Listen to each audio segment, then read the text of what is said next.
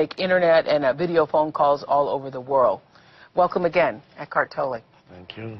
Thank you. Well, last week you shared with us how there are tools that we can use to bring ourselves into the present moment. And you were saying from that first chapter that, and throughout this book, that there is only the present moment. And you were saying that if we would allow ourselves to take ourselves out of our mind and just go to our breath, that we could learn presence that way. That's how you begin to learn presence. Yes. Yeah. Yes. And I suggest that we all do that right now, which is to say we are taking our attention right now away from where it usually dwells, which is in the head and in the thinking mind, and we direct our attention to our breath.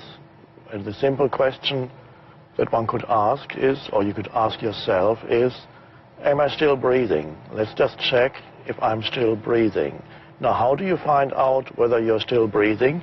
You have to take your attention away from the thinking mind and sense yourself breathing right now.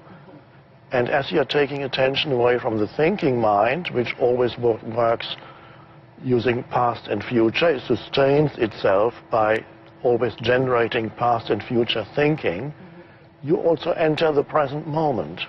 When you take attention away from thinking, direct attention to your breathing. You're always breathing, but usually you're not aware of it. That's right. And now we are bringing awareness to it, which means we are taking attention away from thinking. So we are not losing consciousness, we are very conscious, but thinking much less or perhaps not at all. So let's do this now. This has never been done on television, it's unprecedented, but we can do it here. Yes. Yeah, silence is usually not good on TV. No. But let's try it for Yes. the next 10 seconds. 10 seconds. Just be aware of yourself breathing.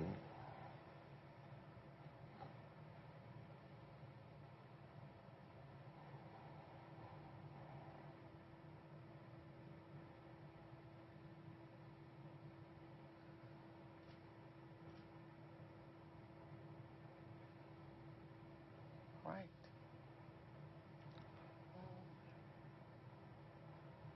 I'm still alive. Yes. I just checked in. Yes. Yeah. Yes. Yeah.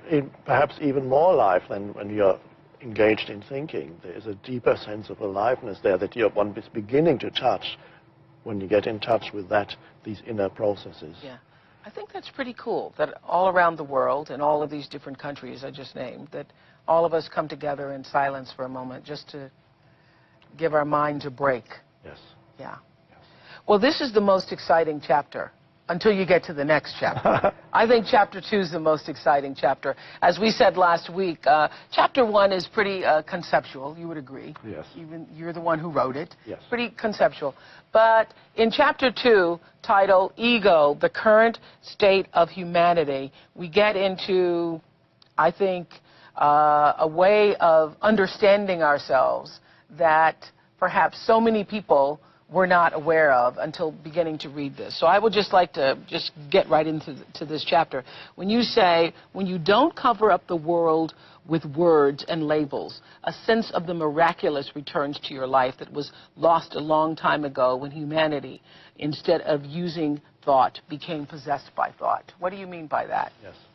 Now, usually, and everybody can verify this in their own experience, we experience the phenomenal world, whatever we experience, we do not experience it directly. It is overlaid with self-talk, which are the mental processes. So as you go about your life, you encounter situations, you meet people, you do your work, and most of the time there is a voice in the head, which is can be called the self-talk, it can be called the inner voice.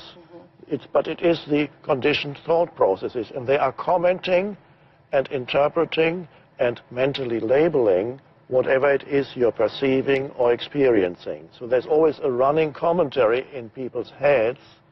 So they don't relate to the world directly and immediately, but through the veil of the self-talk. So this greatly decreases the sense of aliveness, the sense of how you relate to the outer world, and especially to human being. For example, if every time I meet another human being, I immediately have certain thoughts and judgments in my head that come up the moment I meet a person, I'm already thinking something about this person. That's right. You've already labeled. I'm already labeled, and so I'm no longer really in communication with that person. I'm in communication with my own labels. Yes. And what you said to us last week, and you also say in this chapter, even a stone and more easily a flower or a bird could show you the way back to God and the source to yourself when you look at it or hold it and let it be without imposing a word or mental label. And what you were saying in last week is that if you can learn to do that in nature first, stop labeling things, just feel the essence and presence of things, it allows you then to be able to gradually move into doing that with people. That's right. Because so often we don't engage in presence with people. We've already labeled them and labeled the situation, and so we're reacting out of the situations and not out of what's actually happening. Yes. That's what you're saying. Yes, we've already put people into mental boxes, and so we no longer experience them as in their full aliveness. We have desensitized ourselves through this continuous mental conceptualization. We have desensitized ourselves to the aliveness of other human beings, because the moment I put a label on another human being, I've already desensitized myself to their life. So you say the quicker you are in attaching verbal or mental labels to things, people or situations, the more, I'm on page 26, everybody, the bottom, the more shallow and lifeless your reality becomes, and the more deadened you become to reality, the miracle of life that continuously unfolds within and around you. Yes. I go for a walk every day in the little forest at home, and often I encounter people who are jogging or friends going for a walk, and most people are, some are listening to things on their headphones, whatever it is, and they're talking to their friends. And very few people are actually truly present there as they walk through this beautiful forest. And this is a spiritual practice, and I recommend that people, whenever they go out into nature especially, practice being very alert so that they can perceive the trees, the flowers, the plants, the sky, without too much mental interference. That's so interesting, because when I used to run all the time, I'd have all these people who run with their headphones, and I'd say, what are you listening to? And even now, working out, I like just being and feeling the, you know, my feet on the pavement and, you know, taking it all in. I like just sort of being with myself, and I find that the headphones and all that is a distraction for me. Yes. So that's a great practice. It's a good practice. Nature, but you can, even without leaving your home, you can practice even if you have a potted plant at home in your room. Look at the plant just for a few seconds, 10 seconds, 20 seconds, and just bring your attention to the sense perception and truly look without mentally saying anything about it. Well, Heather from Vancouver Island, Canada, is on Skype. Hello, Heather. Hello, Oprah. I'm honored to be here speaking with you today. I think this is fun, okay?